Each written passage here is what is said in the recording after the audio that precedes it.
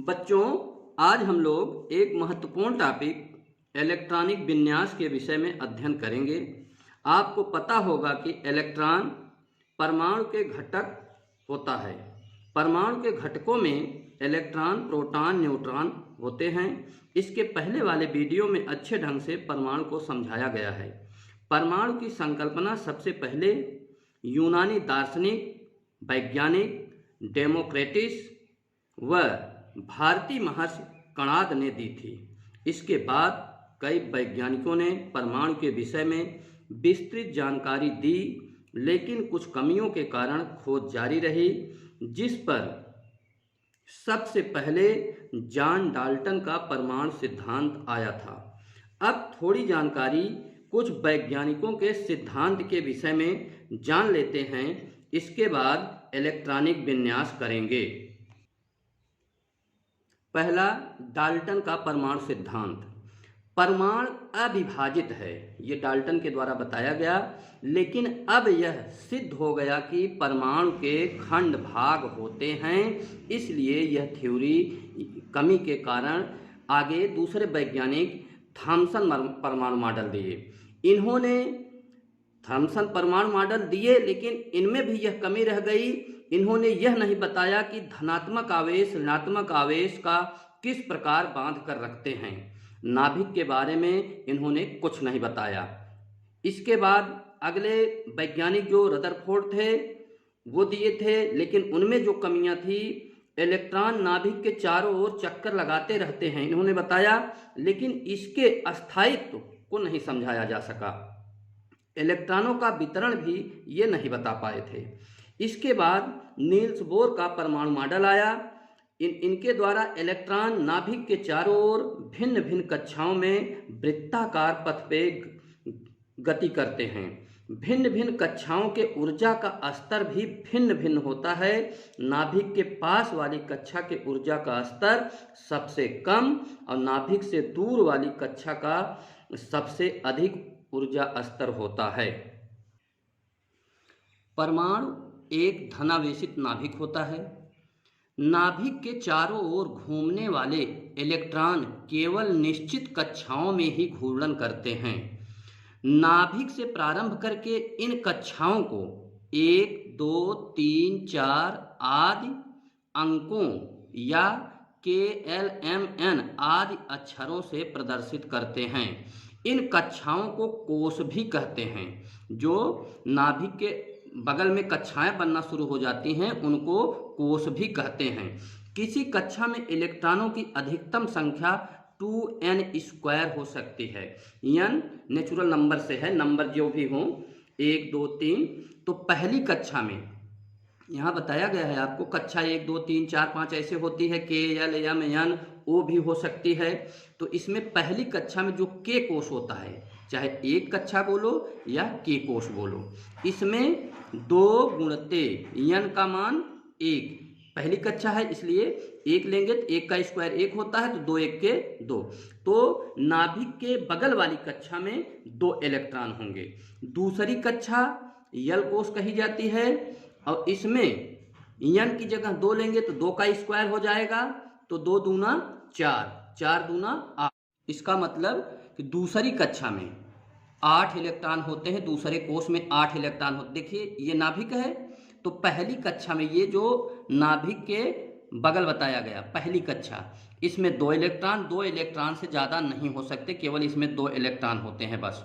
अब ये दूसरी कक्षा में आपको बताया गया कि यल कोष जो होता है, चाहे दूसरी कक्षा और चाहे कोष कहो, इसमें केवल 8 इलेक्ट्रॉन हो सकते हैं बस। 8 इलेक्ट्रॉन से ज़्यादा नहीं हो सकते हैं। तीसरी कक्षा जो है यम कोष कहा जाता है।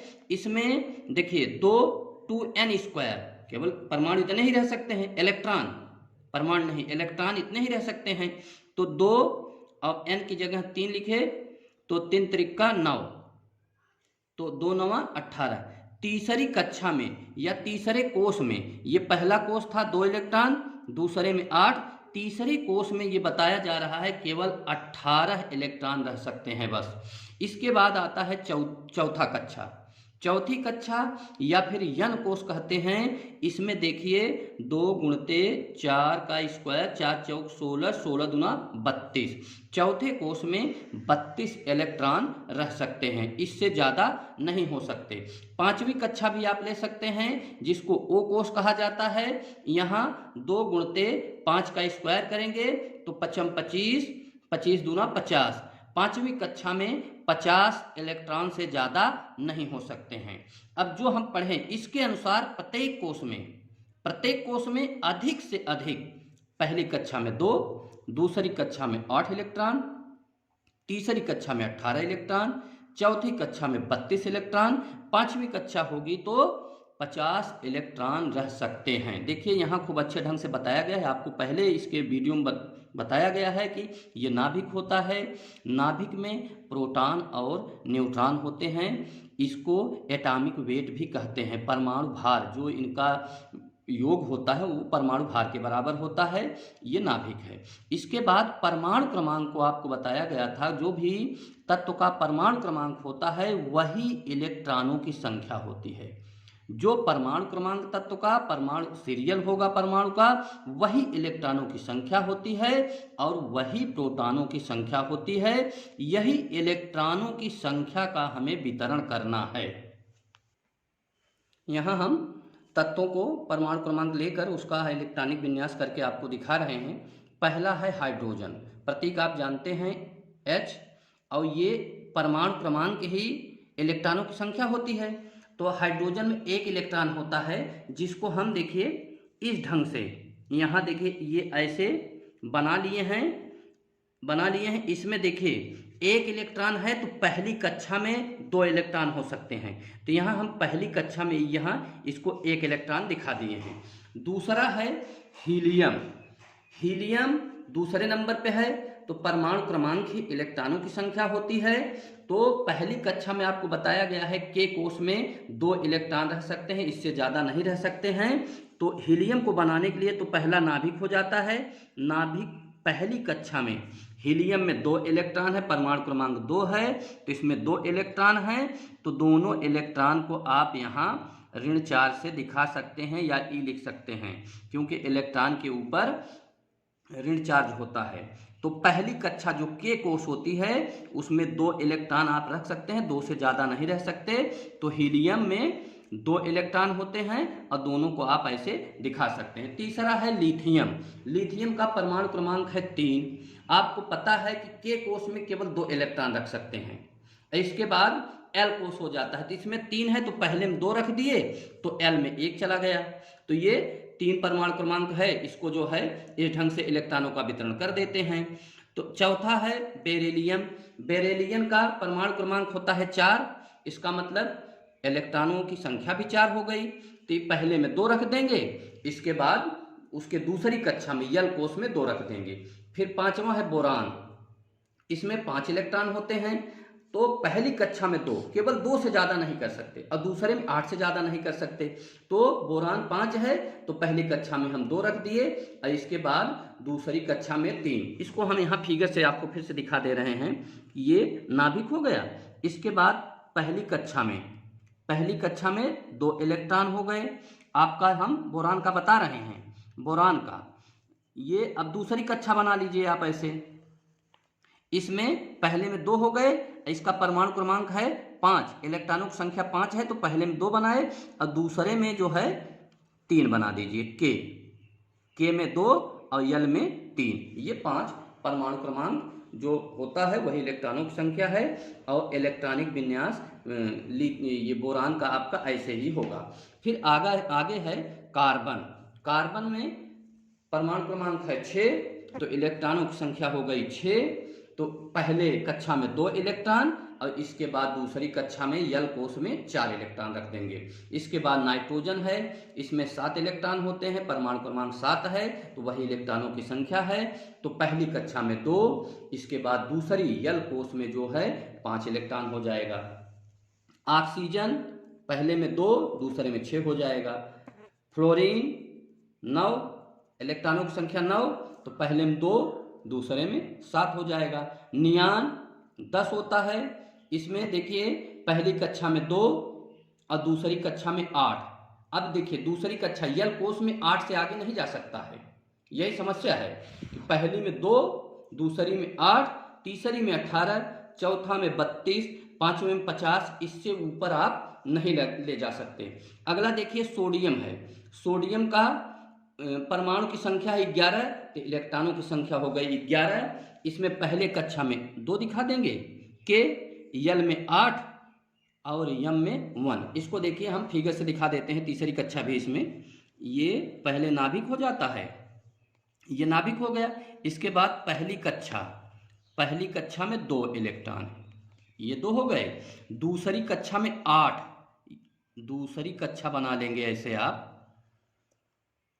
ये इसमें 1 2, ये ऋण चिन्ह सब में लगाते जाएं, 2 3 4 5 6 7 8। देखिए दूसरी कक्षा के में 2, एल में 8। अब तीसरी कक्षा, क्योंकि यहाँ 1 इलेक्ट्रॉन भी बच रहा है, तो यहाँ देखिए तीसरी कक्षा भी आप बना लेंगे ऐसे, और 1 इलेक्ट्रॉन आप यहाँ दिखा देंगे। आप जानते हैं ये जो 1 इलेक्ट्रॉन बढ़ रहा है, यही बाद में संयोजन करता है, संयोजकता बताता है। जो ये लास्ट वाली कक्षा में जो भी इलेक्ट्रॉन रह जाते हैं वही संयोजकता हो जाती है उस तत्व की। अब देखिए मैग्नीशियम Mg, इसमें होते हैं 12 इलेक्ट्रॉन। परमाणु क्रमांक बराबर इलेक्ट्रॉनों की संख्या बराबर प्रोटॉनों की संख्या। तो इलेक्ट्रॉनिक विन्यास हम कर रहे हैं, तो इलेक्ट्रॉनों का वितरण कैसे कर रहे हैं इसको आप बता रहे हैं।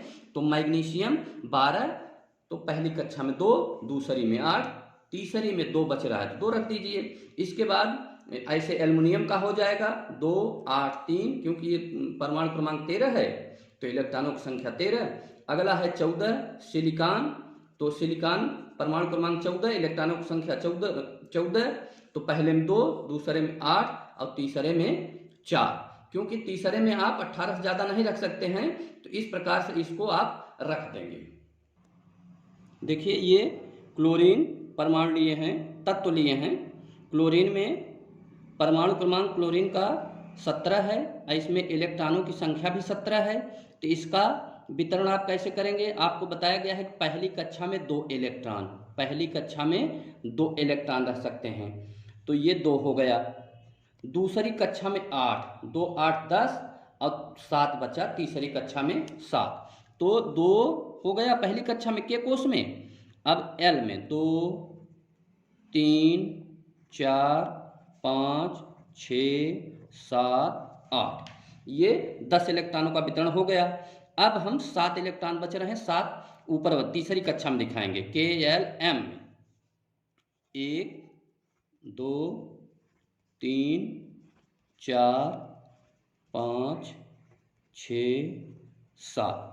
अब देखिए प्रत्येक तत्व जो होते हैं वो अपना अष्टक पूरा करना चाहते हैं। आपको इधर हम बताए थे कि जो लास्ट कक्षा में बचता है वही संयोजकता होती है, लेकिन आप जानते हैं केवल 4, जो लास्ट कक्षा में जितने इलेक्ट्रॉन बचते हैं उसमें केवल 4 इलेक्ट्रॉन तक संयोजकता हो सकती है। बस 4 के आगे 5 अगर हो गया तो वो संयोजकता उसका अष्टक पूरा करने के लिए जो लेते हैं, 5 हो गया तो 3 हम लेंगे तो 8 पूरा हो जाए, तो उसकी संयोजकता 3 हो जाएगी।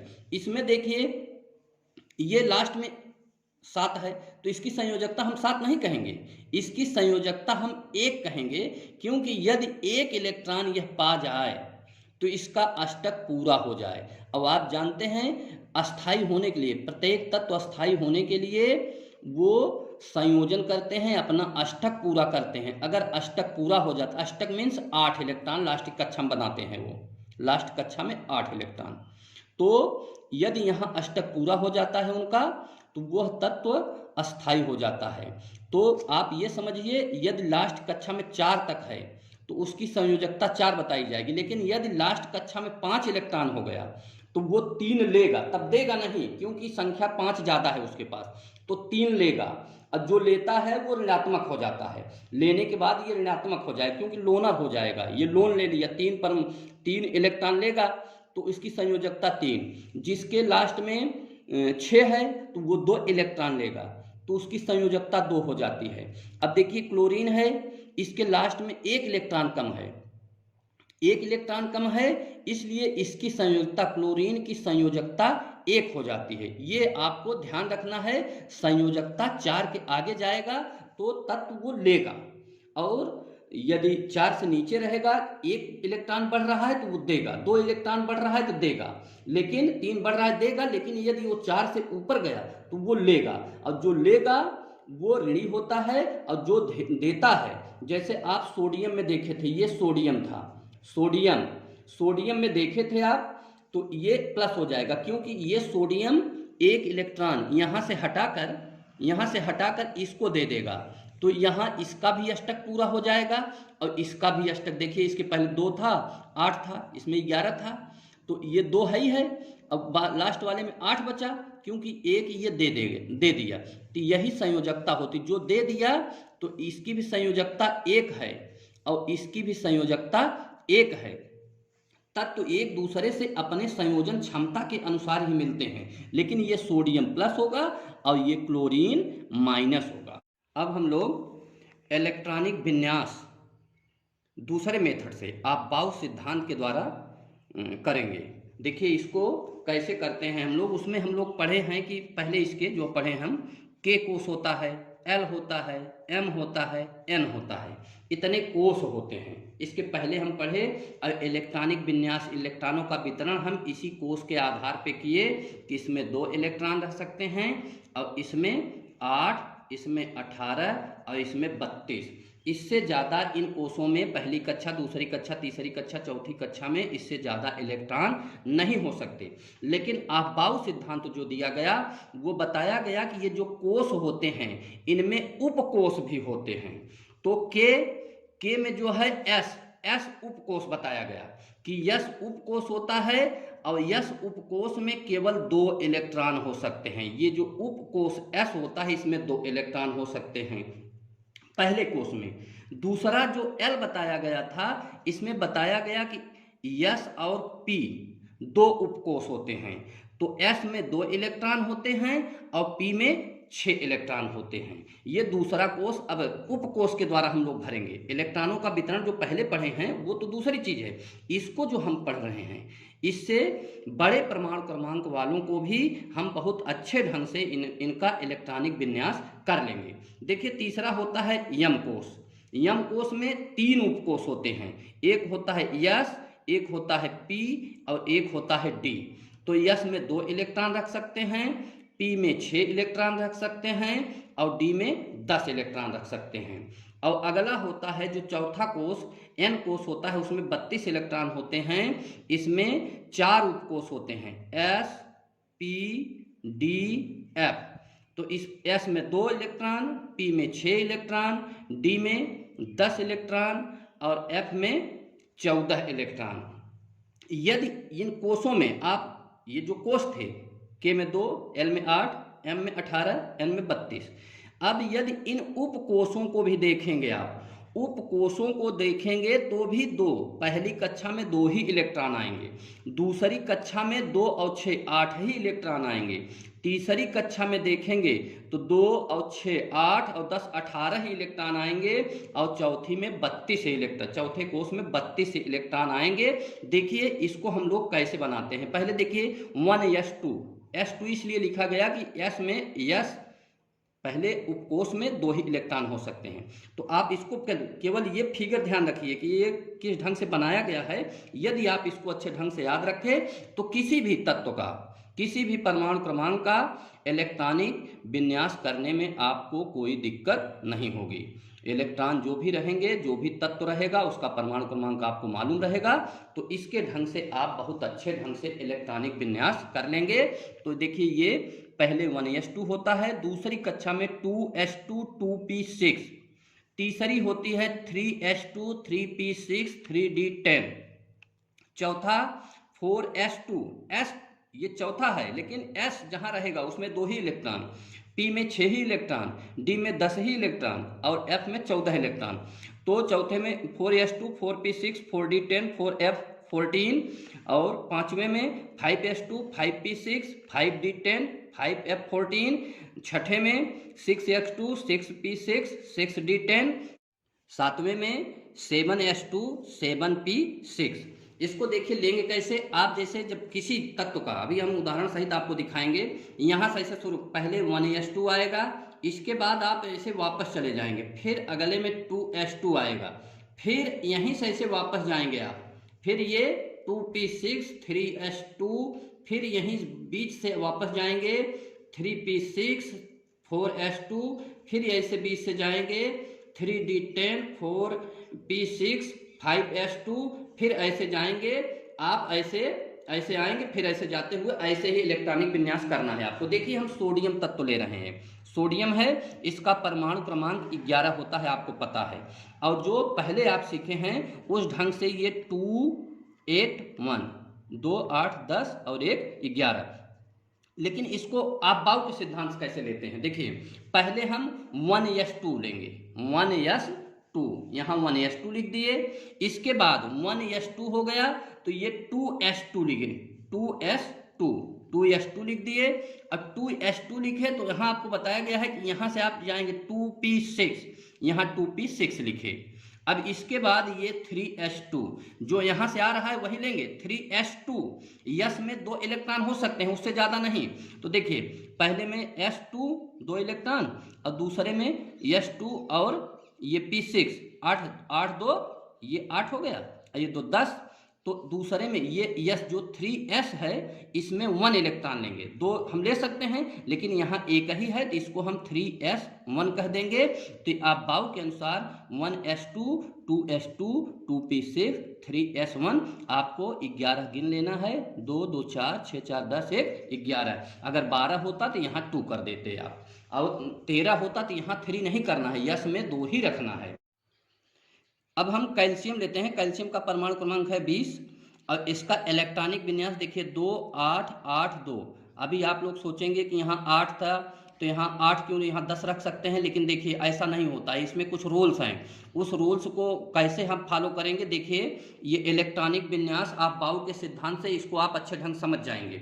तो पहला होता है 20 है इसमें, तो पहला होता है, इसको आप याद रखिए, केवल इसको लिख लिया करें, इसको लिख लिया करें, उसमें से 20 गिना करें अपना, 1s2 2s2 2p6 3s2 फिर 3p6 4s2 इतना लिख दें। लिखने के बाद यहाँ आप लिख दिए 1s2 2s2 2p6 3s2 3p6 4s2, यहाँ से आप ऊपर से लिख लिए। अब इसमें देख लीजिए यस में 2 होते हैं 2, यहाँ फिर जहाँ जहाँ जितने होते हैं, यस में 2 p में 6 और डी में 10 जो होते हैं उसको लिख दीजिए। तो ये 2 हो गया और ये 2 और 6 8 हो गया, तो यहाँ 2 और ये 8 और ये 2 और 6 8 ये भी हो गया और ये 2। तो देखिए कितने हो गए, 2 8 10 10 8 18 18 2 20। ये देखिए इसका इससे आप बाउ सिद्धांत से इसका इलेक्ट्रॉनिक विन्यास इस ढंग से हो जाएगा। तीसरा हम लेते हैं पोटेशियम के, इसका परमाणु क्रमांक होता है 19, इसका 20 था इसका 19 है। तो यहाँ जो 4s2 था 4s2 s में 2 इलेक्ट्रॉन होते हैं, इसमें आप 1 इलेक्ट्रॉन कर देंगे तो ये पोटेशियम का परमाणु क्रमांक हो जाएगा, इलेक्ट्रॉनिक विन्यास हो जाएगा। अब हम एक दूसरा तत्व जो विशिष्ट तत्व है कॉपर का परमाणु क्रमांक है 29, तो इलेक्ट्रॉनों की संख्या 29 हो गई। अब इसका इलेक्ट्रॉनिक विन्यास करेंगे तो पहले 2 8 18 1 ये ऐसे हम जो होता है उसको लिख दिए हैं, लेकिन देखिए ये कैसे आएगा आप बाउ रूल से। तो देखिए पहले आप लिखेंगे 1s2 2s2 2p6 3s2, ये आपको याद रहना चाहिए, 3p6 4s2। वहाँ आप देखेंगे तो देखिए वहाँ आप देखने के बाद 4s2 के बाद 3d आता है, 3 यहाँ चलता है लेकिन ऐसे ऐसे आप आएंगे, ऐसे जाकर फिर आते हैं, 4s2 के बाद 3d10 4p6। तो यहाँ देखिए वही लिखा गया है 3p6 4s2 3d9 यहाँ लिख दिए हैं। लेकिन अब देखिए ये 3 है तो इसको 3 के करीब लाएंगे, ये 4 है तो इसको लास्ट में हम कर देंगे, यहाँ d9 लिख दिए हैं। अब इसको जोड़ेंगे 2 2 4 6 4 10 2 12 12 6 18 18 2 20 20 9 29 29 हो गए। लेकिन ये सही नहीं है, इसमें कुछ विशिष्टता है, इसके कुछ अपवाद हैं कि इस ढंग से हम नहीं कर सकते हैं। पहले हम देखिए इसको लिख देते हैं 1s2 2s2, जो शुद्ध है उसको लिख दे रहे हैं 2p6 3s2 और 3p6।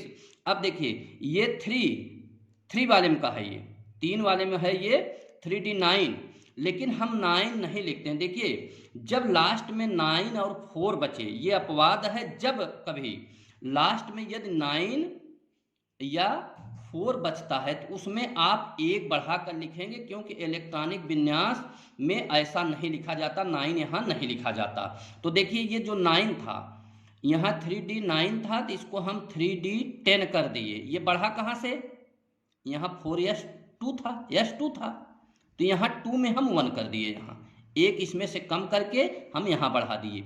ये चीज़ आपको ध्यान रखना है कि जब भी लास्ट में 9 और 4 आए तो उसके दूसरे सबकोश से 1 उसमें ऐड करके लिखेंगे और दूसरे को उतना 1 कम कर देंगे। इस प्रकार से जो आज आप पढ़े इलेक्ट्रॉनिक विन्यास, यदि आप इसको अच्छे ढंग से देख लेंगे तो आपको कभी किसी से पूछने की जरूरत नहीं होगी। यदि आपको कोई दिक्कत होती है तो आप कमेंट बॉक्स में लिख सकते हैं।